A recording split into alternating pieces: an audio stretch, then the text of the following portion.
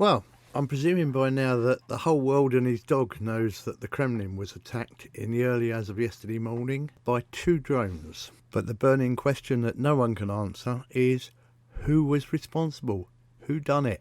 Well, let's take a look at the video footage of the incidents first. So, this first one happened at 2:27 a.m. Moscow time. We don't see the drone fly in on this one, just the explosion and subsequent fire.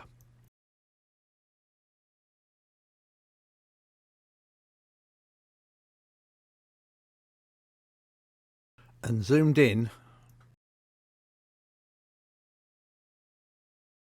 and the smoke from that fire could be seen from the other side of Moscow.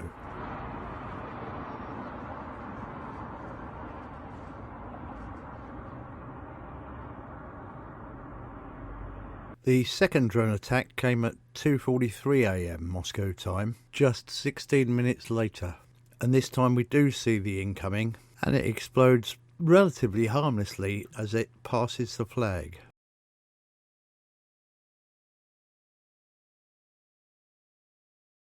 Another view of the second strike, taken from the opposite side of the Kremlin, shows 2 men ascending the dome as the drone explodes, presumably to inspect the damage from the first strike.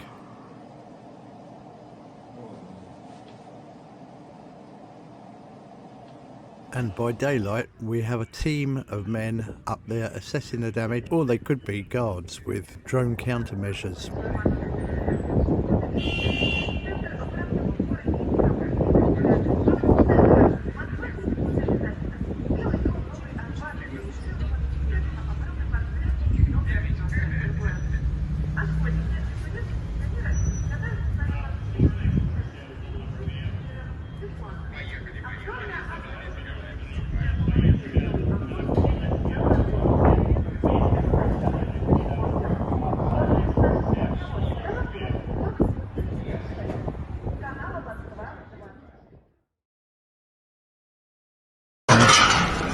Неожиданно.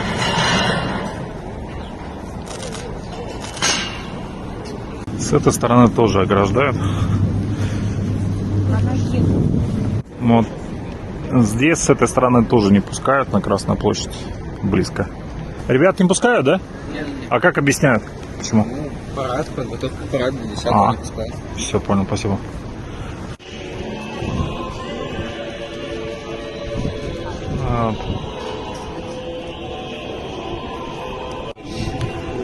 Человек 10, а вон ползают что-то там.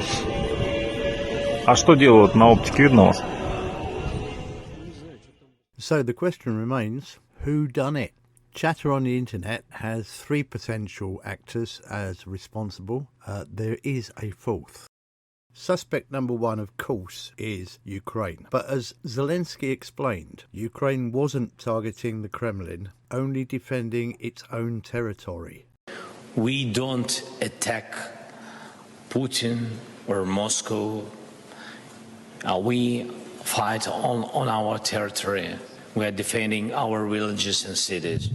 We don't have, enough weapon for this. That's why we don't use it anywhere. For us, that is the deficit. We can't spend it. And we didn't attack Putin. We leave it to tribunal.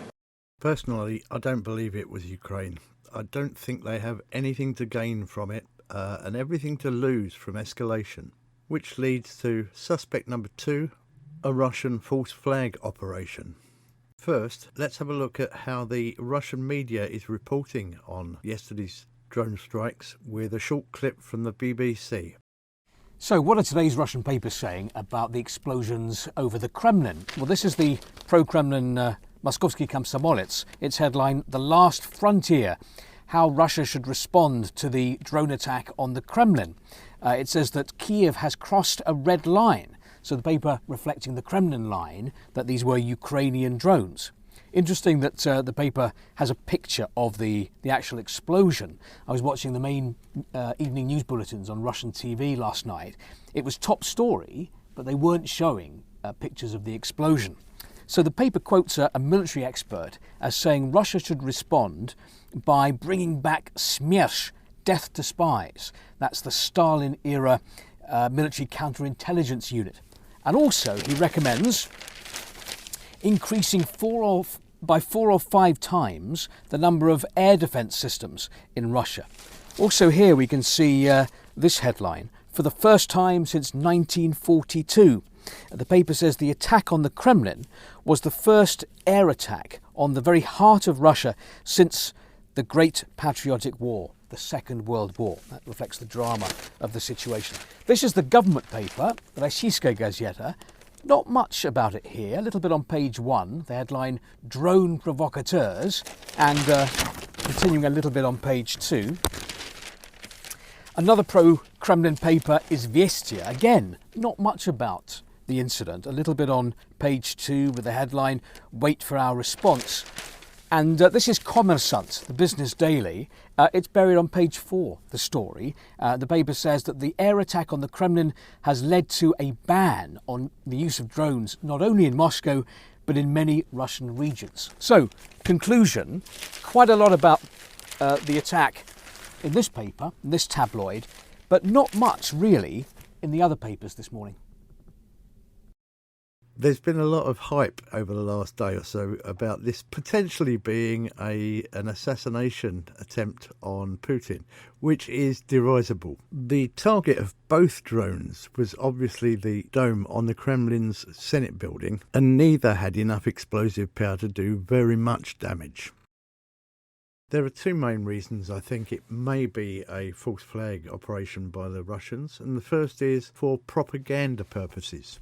I believe the Kremlin knows that there is a groundswell in the Russian public of discontent for the way the special military operation has been going. And so this may be a way of the Russians focusing its people on who the enemy is. The enemy is Ukraine. Look, they're attacking us. They're attacking the Kremlin, the very heart and soul of Russia. And the second reason is that if they can persuade their people that this was an assassination attempt on Putin, then they may be able to legitimise in their people's view an attempted assassination of President Zelensky. Russian partisans are certainly a prime suspect, considering the number of fires, explosions and train derailments they've already caused. The fourth candidate is simply a Ukrainian drone manufacturer. You see, about a month ago, this guy, Volodymyr Yatsenko, co-founder of the Monobank and producer of Dovbush drones, announced a competition. The prize is over $500,000, and all they have to do is fly a drone and land it on Red Square during the military parades on May the 9th.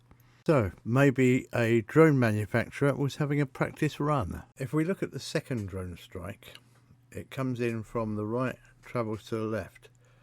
In the foreground, we've got St. Basil's Cathedral, Spasskaya Tower, and there's the Dome of the Senate building in the background.